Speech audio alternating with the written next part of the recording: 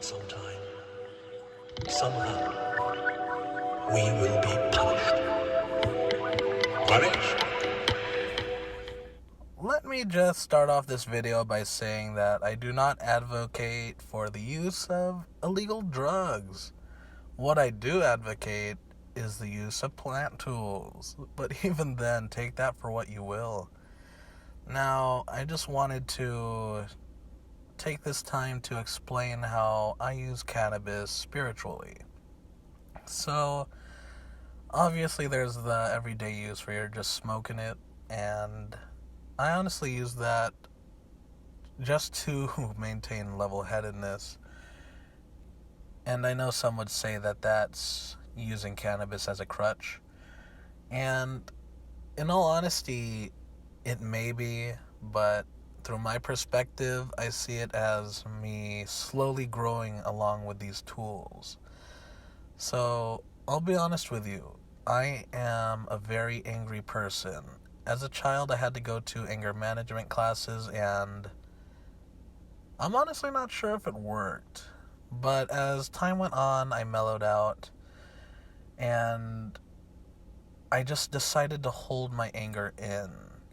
And I always just had it bottled up inside of me, and I would always lash out at like my family members, and they didn't know why I was doing it because I wasn't being honest with them about my feelings. And I honestly didn't know why I was doing it either. But eventually I figured out it was because I was bottling these emotions up.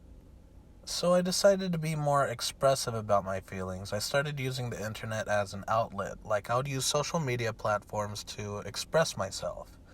Or at the very least, to express my opinions.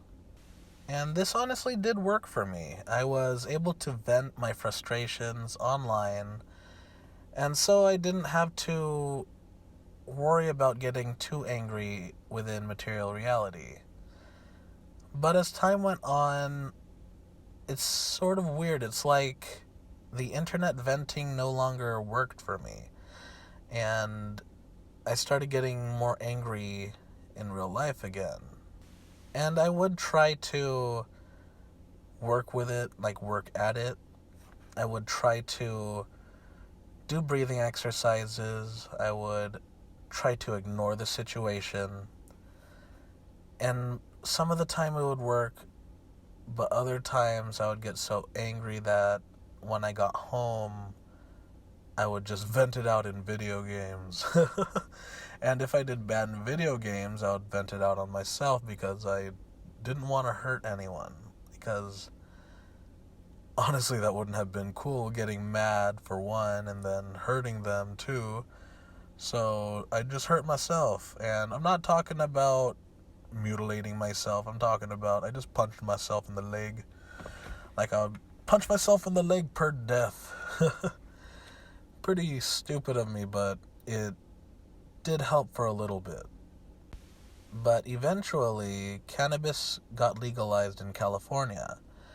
So, I'm not going to start with my first story, forget that.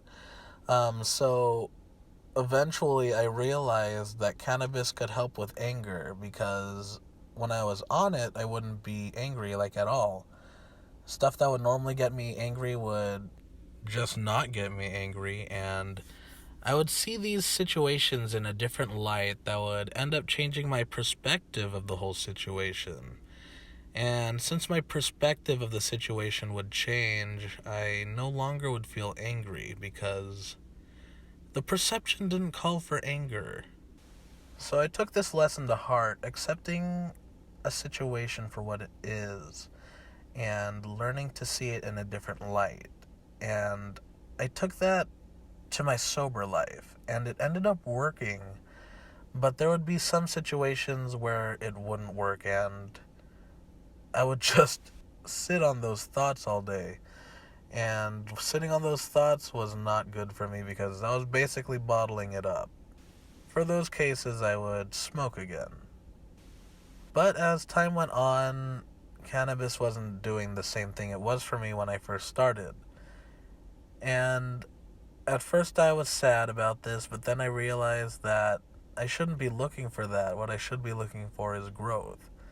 So I would take off times. So I would take a few days off, and then I would smoke for a few days, and then take another few days off, and then it was a cycle.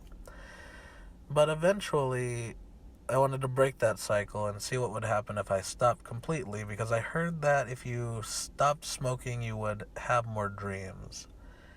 And so I decided to stop. And I did not have as much dreams as I thought I would. I had the same amount of dreams, pretty much.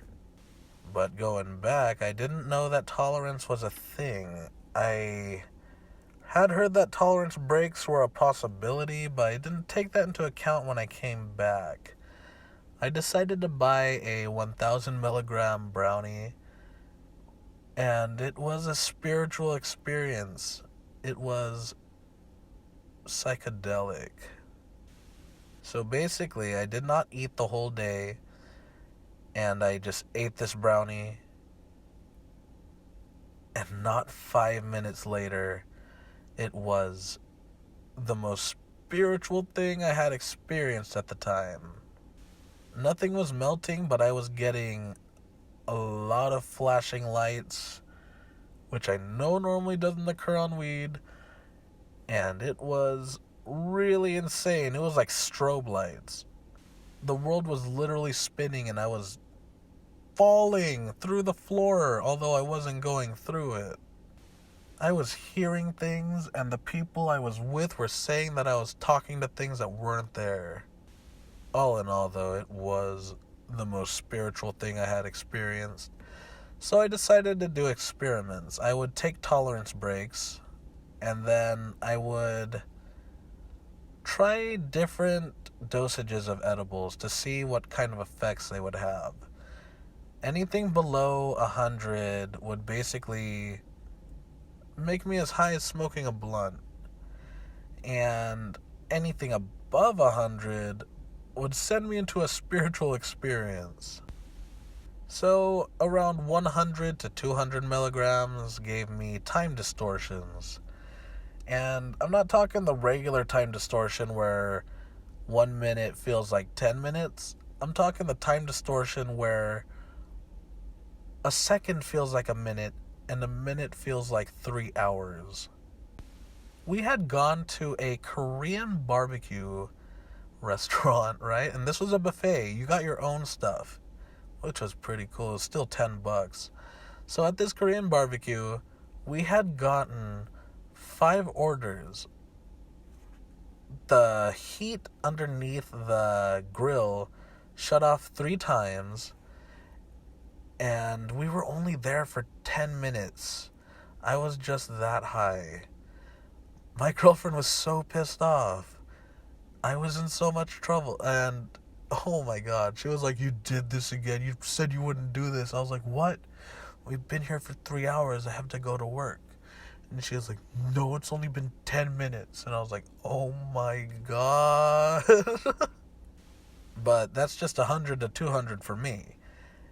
Anywhere above that, I start hearing things, and it's pretty insane. Oh. And I'm not talking audible hearing. It's more like a telepathic kind of hearing. So, you know the feeling you get before a thought? Well, that feeling gets translated by your brain into information that your brain can translate into thoughts. And those feelings wouldn't get translated into thoughts. They would just have all the information stored in that feeling just instantly in my head. And it's honestly stuck ever since. So, yeah, if you take a tolerance break and then decide to eat a high dosage edible, it may honestly throw you into a spiritual experience, because think about it this way. Weed's been around as long as humans have been, maybe even longer. So how are these prehistoric humans smoking these things?